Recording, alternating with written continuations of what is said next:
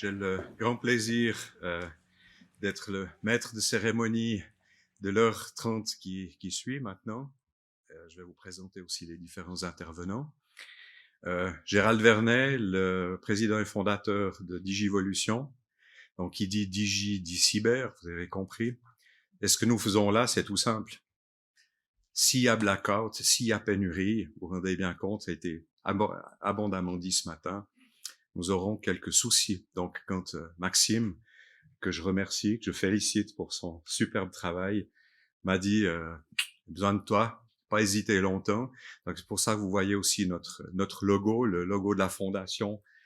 Vous avez ici notre roll-up ici, qui ouais, ça fait 2 ans qu'on roule avec ce slogan ici. Quel est le prix de ne rien faire ou de le faire trop tard?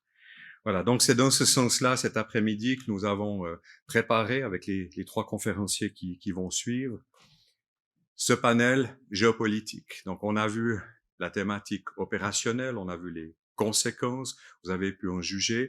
On va essayer de prendre maintenant un peu de recul par rapport à ça et de le voir par rapport à la sécurité nationale, dans le cyber, par rapport aussi à l'armée. On va revenir. Donc, on va essayer finalement de mettre sur cette situation ici, d'y mettre maintenant un visage de comment répond-on sous l'angle stratégique maintenant à ces thématiques. J'aurai le plaisir de voir succéder ici sur le podium 3 personnes de haut niveau. Tout d'abord, on va commencer par notre délégué fédéral à la cybersécurité, Florian Schütz, ici, qui nous fait non seulement l'amitié d'être là un samedi, mais qui en plus de ça va le faire en français. Donc, merci Florian.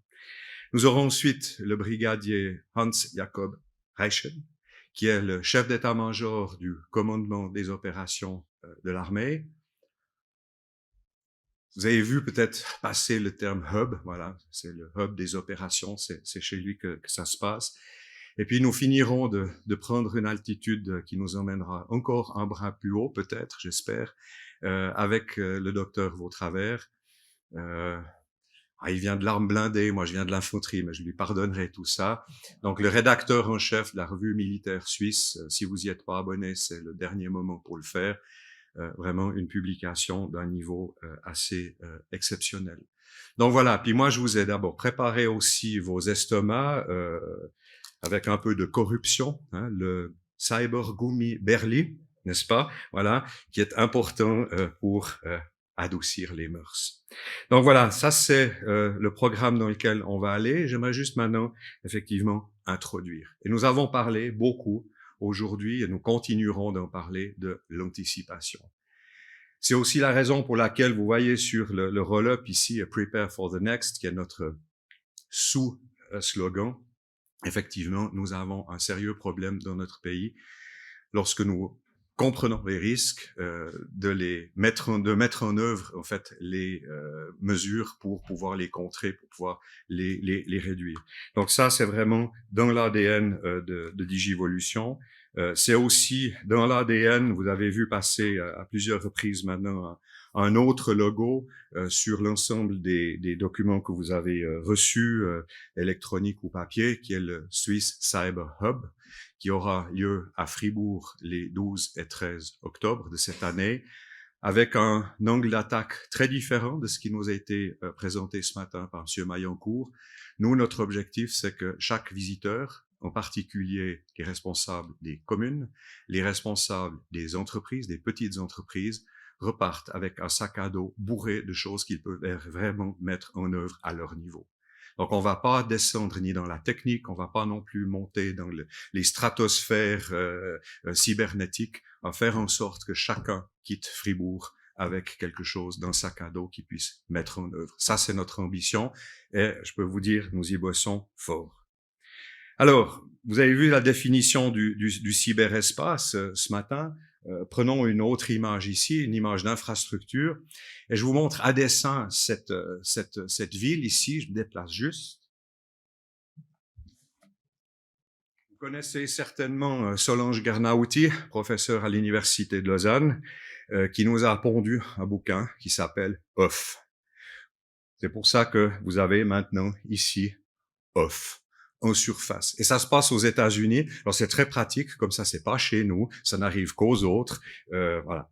Et ce qui est intéressant pour ceux qui s'intéresseront à ce livre, c'est que là-dedans, ce ne sont que des cas réels. Alors elle les a mis les uns derrière les autres, elle a fait que chaque crise finalement donne du grain à moudre pour la suivante, mais tout ce qu'il y a là-dedans, ça s'est passé. Voilà, ça c'est la surface. Et puis après, il y a les profondeurs, le nuage, d'accord, ou ce qu'on croit être un nuage, mais qui en fait n'est qu'une infrastructure, et une infrastructure qui a finalement ce problème ici. Et on a vu, on a parlé, hein, le mot Fukushima est tombé ce matin une fois. Les décisions qui ont été prises ces dernières années, la question, est-ce que ces décisions sont justes? L'étaient-elles dans le contexte? Le sont-elles aujourd'hui?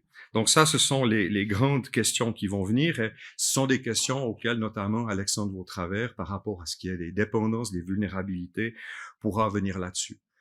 Maintenant, pas d'électricité, on reviendra sur cette thématique. Ça ne veut pas dire simplement que les ordinateurs tout à coup refusent de fonctionner. Il y a d'autres conséquences. Et les conséquences, c'est la société. Et ça, c'est une image qui nous vient pas de la planète Zébulon, ça nous vient d'Athènes, et c'était avant-hier. Voilà. Donc, il y a effectivement, lorsque on déstabilise le système, il y a effectivement toute une série de conséquences derrière. Et pourquoi on arrive à ces conséquences-là? Le terme qui est sorti déjà 30 fois ce matin, c'était le terme de confiance. C'est bien là que commence le problème. On a ce même genre de situation aussi relativement aux infrastructures, des choses que nous avons pris pour argent comptant ces dernières années. Et là, vous voyez tout à coup que même le président des États-Unis commence à douter de la pertinence de ces infrastructures-là par rapport aux objectifs stratégiques de sécurité du pays. Donc on entre maintenant véritablement dans une prise de conscience de l'impact de l'infrastructure IT et surtout de l'impact lorsqu'elle ne fonctionne pas.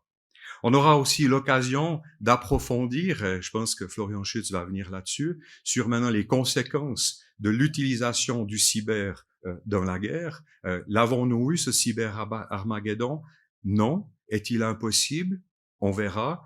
Voilà. Que fait-on maintenant en Suisse pour finalement faire en sorte que ceci ne devienne pas une réalité? Alors vous comprendrez que bien sûr, si on prend un ou deux éléments de l'équation, on est encore très loin de l'objectif.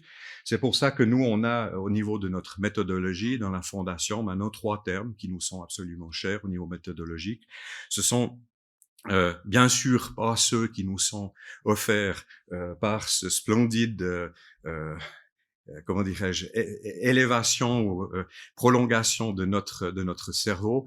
Alors là, pour les dames, j'avais le même, mais my wife knows everything. Alors je suis allé chercher pour des questions politiquement correctes mon chien, le pauvre. Voilà.